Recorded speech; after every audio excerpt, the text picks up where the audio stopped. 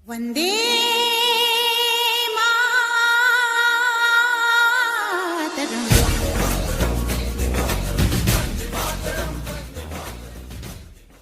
Hello everyone, welcome to your channel Kalam को सलाम। Guys, मैं लेकर आई हूँ आप सभी के लिए क्लास 10th के लिए इंग्लिश ग्रामर में इन्वायरमेंट का ऐसे।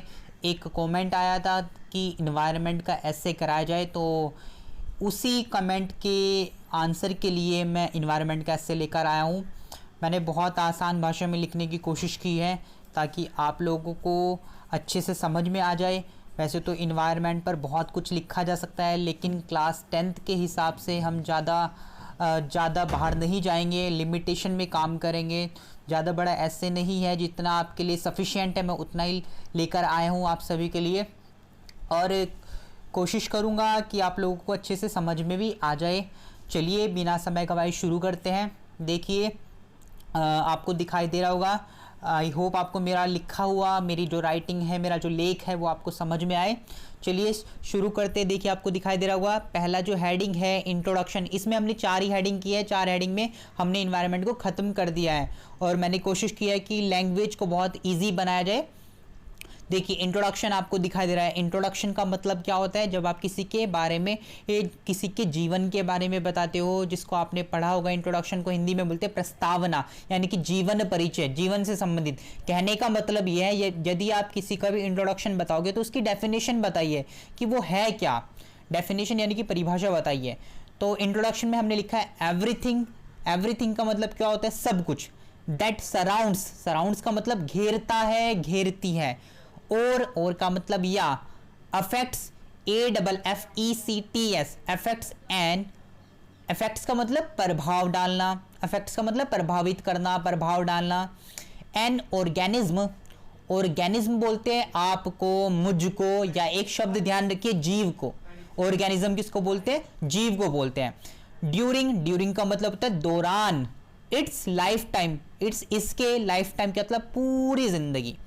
Is collectively known as its environment. Collectively का मतलब क्या होता है? कलेक्टिवली का मतलब आप आसान भाषा में समझिए। कलेक्ट का मतलब इकट्ठा, यानी कि एकत्र, बिल्कुल इकट्ठे रूप को जाना जाता है इन्वायरमेंट, पर्यावरण। इन्वायरमेंट का मतलब क्या होता है? पर्यावरण। देखिए, पहले मैं इसका मतलब बताता हूँ, फिर थोड़ा सा अपने शब्दों में बताने की कोशिश करता हूँ जो आपने पढ़ा। चलिए मैं पहले उसे ही बता देता हूँ। इन्वायरमेंट यानी कि पर्यावरण। आपने पढ़ा है पर्यावरण 2 शब्दों से मिलकर बना है, परि प्लस आवरण। परि का मतलब चारों ओर, आवरण का मतलब ढके हुए, यानी कि ऐसा आवरण जो आपको चारे ओर से ढके हुए हैं, यानी कि हर उस जीव को, हर उस इंसान को, हर उस चीज को हम पर्यावरण कहेंगे जो हमें चारों ओर से ढके हुए हैं। अब देखो, चारों ओर अपनी आंखों को घुमाइए, चारों तरफ आपको जो भी दिखाई दे रहा है तो वो आपके पर्यावरण का एक हिस्सा है। फिर से समझिए, एक आप अपने आप को केंद्र में रख लीजिए, अपने आप को देखिए, अपने चारों तरफ अपनी दृष्टि घुमाइए और देखिए आपके चारों तरफ क्या क्या है। उन सब को मिलाकर कह दीजिए, इन सब ने मुझको चारों तरफ से घेर रखा है, यही हमारा पर्यावरण है। अब आपको चारों तरफ क्या क्या दिखाई देता है? चारों तरफ आपको कुछ सजीव चीजें दिखाई देती है, कुछ निर्जीव चीजें दिखाई देती है, नदियां, पर्वत, पहाड़, आपको सब कुछ दिखाई देता है। इन सब को मिलाकर कहते हैं हम पर्यावरण। परि प्लस आवरण, चारों ओर से घेरे हुए। तो ये तो एक इसकी बेसिक सी डेफिनेशन होगी। अब हम बुक में जो हमने आपको, जो मैं आप लिखवाया है, उसका मैं मतलब बताता हूँ। एवरीथिंग दैट सराउंड, सब कुछ जो हमें घेरे हुए हैं, और अफेक्ट्स, जो प्रभावित करता है। एन ऑर्गेनिज्म, ऑर्गेनिज्म बोलते जीव को, यानी कि एक वर्ड दे दिया अंग्रेजी में ऑर्गेनिज्म। ऑर्गेनिज्म का मतलब जीव। जीव में आप हो गए, मैं हो गए, सबको जीव कह दिया। अब सबका अलग अलग नाम नहीं लिया, सबका अलग अलग नाम लेंगे तो कंफ्यूज हो जाएंगे, इसलिए एक ही नाम ले दिया हमने, ऑर्गेनिज्म। तो सब कुछ जो हमें घेरे हुए है, घेरता है, प्रभावित करता है जीव को, यानी कि एक जीव को जो सब कुछ, एक जीव को जो घेरता है, उसको प्रभावित करता है उसकी पूरी जिंदगी के दौरान, इसको हम, इस चीज को हम, घेराव को, इस प्रभावित करने वाले को हम क्या बोलते हैं? हम पर्यावरण कहते हैं। यानी कि जब जो ऐसी चीज को, जो एक जीव को, जब कोई इसी जीव को चारों ओर से घेरता है, प्रभावित करता है पूरी जिंदगी, उसको, उस घेराव को, उस प्रभावित करने वाले कारक को हम पर्यावरण कहते हैं। आई होप आपको अच्छा लगा, समझ में आया। आगे पढ़ते हैं। It comprises both living and non living components. It comprises, comprises का मतलब शामिल होना, यह शामिल करता है बोथ दोनों को, लिविंग सजीव एंड नॉन लिविंग निर्जीव कंपोनेंट्स। कंपोनेंट्स क्या होते हैं? घटक। घटक या आप दो हिस्से कह सकते हो। यह दो चीजों को शामिल करता है, सजीव को भी निर्जीव को भी, यानी कि पर्यावरण में आपको सजीव भी होगा निर्जीव होगा। आप जहां इस वक्त हो, आप बैठे हो खड़े हो, जिस भी अवस्था में हो, आपके चारों तरफ जो भी सजीव है जो भी निर्जीव है उसको मिलाकर कह दिया पर्यावरण। इसलिए हमने लाइन लिखी है, it comprises both living and non living components, कि यह अपने अंतर्गत, इसके अंतर्गत सजीव और निर्जीव घटक आते हैं। राइट, आगे पढ़ते हैं। इन अदर वर्ड्स, दूसरे शब्दों में, इन्वायरमेंट इज डिफाइंड, इन्वायरमेंट को, पर्यावरण को परिभाषित किया जाता है। डिफाइंड, डेफिनेशन, परिभाषा, परिभाषित करना। दूसरे शब्दों में पर्यावरण को परिभाषित किया जाता है एज द सम, सम होता है योग, जोड़, धन, as the sum total of living non living components influences and events surroundings an organism। आराम से समझिए, थोड़ी बड़ी लाइन है। इन अदर वर्ड, दूसरे शब्दों में, environment is defined as the sum, यानी कि दूसरे शब्दों में पर्यावरण को परिभाषित किया जाता है as the sum, योग में। किस किस का योग?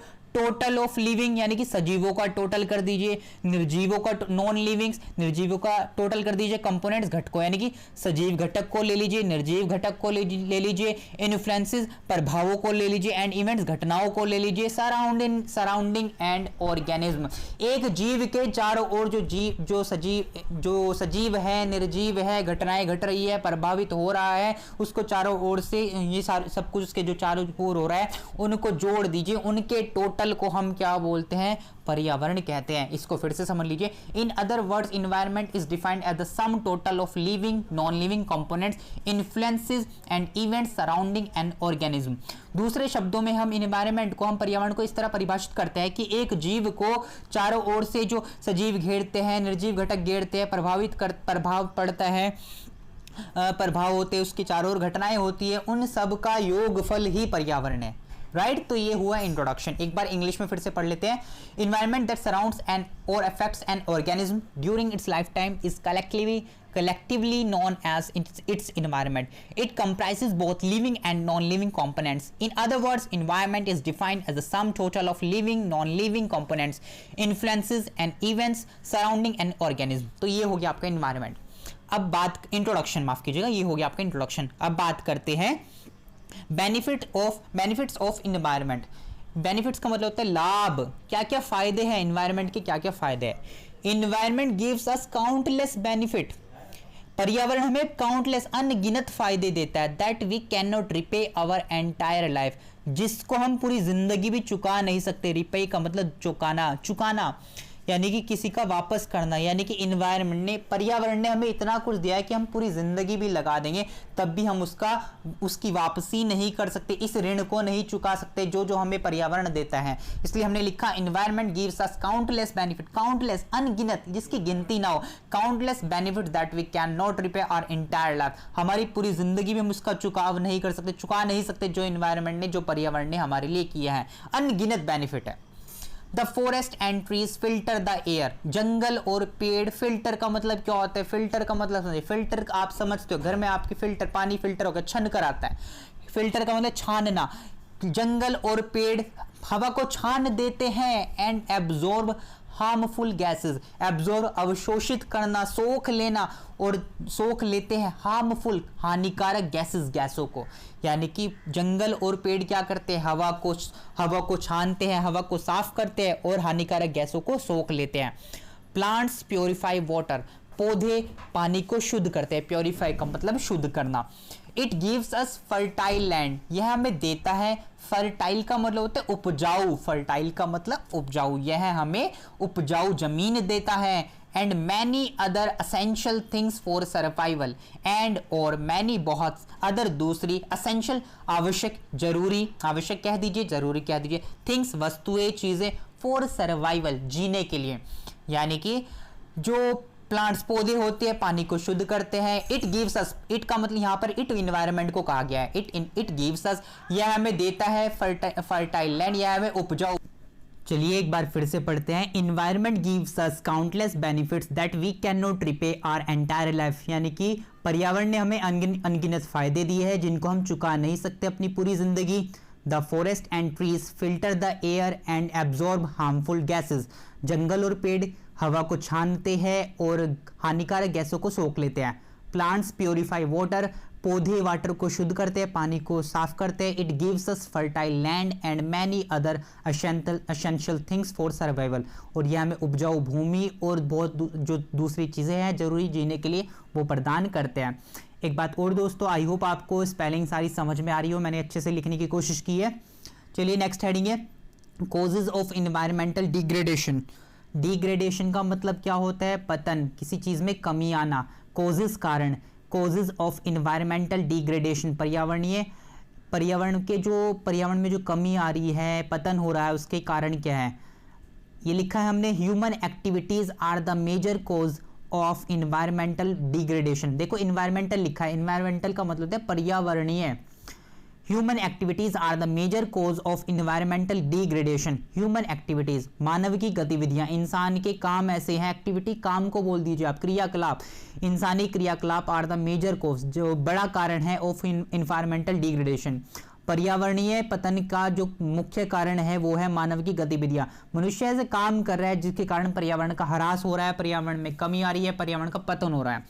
द एक्टिविटीज ऑफ ह्यूमन, मानव की जो क्रियाएं है, दैट कॉजेज, जो कारण बनती है इन्वायरमेंटल डिग्रेडेशन, पर्यावरण के विनाश का, पर्यावरण के पतन का कारण बनती है। इस पोल्यूशन, प्रदूषण करता है, यानी कि प्रदूषण भी एक कारण है पर्यावरण में कमी आने का।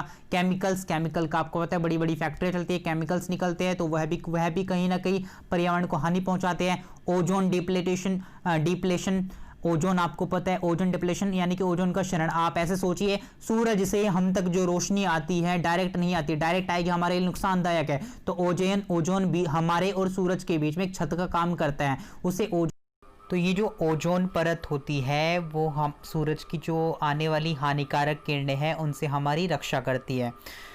तो पर्यावरण के ह्रास का एक कारण ये है कि ओजोन की जो परत है उसमें भी कमी आ रही है, उसका क्षरण हो रहा है, उसका भी विनाश हो रहा है। अगर उसमें विनाश होगा तो याद समझ लीजिए इंसानी जीवन पर कहीं ना कहीं प्रभाव पड़ेगा, पर्यावरण पर कहीं ना कहीं प्रभाव पड़ेगा। तो हम कह सकते हैं ओजोन का क्षरण, ओजोन डिप्लेशन भी एक कहीं ना कहीं कारण है पर्यावरण के डिग्रेडेशन का, पर्यावरण के पतन का। ग्रीन हाउस गैसेस का आपको मतलब पता ही है। ग्रीन हाउस गैसेस कुछ गैसें ऐसी होती है जैसे कि सूरज से पृथ्वी पर किरणें आती है, तो कुछ जो लोग आए हैं उनको वापस भी जाना होता है, तो कुछ जा नहीं पाती, कुछ वहीं रह जाते हैं, तो वो धरती को गर्म करती है। इस तरह के प्रभाव को हम ग्रीन हाउसेस गैसेस, ये जो सूरज की यानी कि जो पृथ्वी को गर्म रखने के लिए जो कारक उत्तरदायी हो रहे हैं ज़्यादा, ग्रीन हाउसेस गैसेस कहते हैं। आपने CO2 का नाम सुना होगा, हम डिटेल में नहीं जाएंगे, आप ऐसे समझ लीजिए ग्रीन हाउसेस के बारे में। सूरज से धरती पर किरणें आई हैं, तो जब किरणें आई है तो उनको लौटना भी होता है, तो कुछ जो लौटने वाली होती है वो पूरी तरीके से नहीं लौटती, कुछ यहीं रह जाती है, तो वो वायुमंडल के चारों तरफ घूमती रहती है और वायुमंडल को कहीं ना कहीं गर्म करती है, वायुमंडल को कहीं ना कहीं गर्म करते। इसलिए जो पर्यावरण होता है, पर्यावरण हमारा जो इन्वायरमेंट है उसका कहीं ना कहीं डिग्रेडेशन होता है, पतन होता है, एक्सेट्रा। यानी कि ये और भी बहुत कुछ कारण हो सकते हैं पर्यावरण के ह्रास के। All these affect the environment badly, ये सब कुछ पर्यावरण को बुरी तरीके से प्रभावित करते हैं। कंक्लूजन देख लीजिए, in this way we can say that it is the environment, यह पर्यावरण है, that is keeping us alive, जो हमें जिंदा रखे हुए हैं। Without the blanket of environment, बिना पर्यावरण के कंबल के, ब्लैंकेट कंबल के, we will not be able to survive, हम जीवित नहीं रहेंगे। कंक्लूजन यानी कि उपसंहार, निष्कर्ष, इस प्रकार हम कह सकते हैं कि पर्यावरण ही है जो हमें जीवन दिए हुए है, जिंदा रखे हुए हैं। Without the blanket of environment, बिना पर्यावरण के कंबल के, we will not be able to survive, हम जीने के योग्य नहीं होंगे। जो डिग्रेडेशन का मतलब था, एक बार मैं उसको समझा देता हूँ फिर से कि उसमें क्या बताया गया था कि मानव की गतिविधियां पर्यावरण के ह्रास का मुख्य कारण है, जैसे कि प्रदूषण का हो गया, केमिकल हो गए, ओजोन क्षरण हो गया और ग्रीन हाउसेस गैसेस, ये सब बहुत कारण होते हैं, ये सब इन्वायरमेंट को बुरी तरह प्रभावित करते हैं। तो दोस्तों ये इन्वायरमेंट का ऐसे था, आई होप आपको अच्छे से समझ में आया होगा। कोई प्रॉब्लम हो तो मुझे ज़रूर लिखिएगा। तब तक के लिए थैंक यू।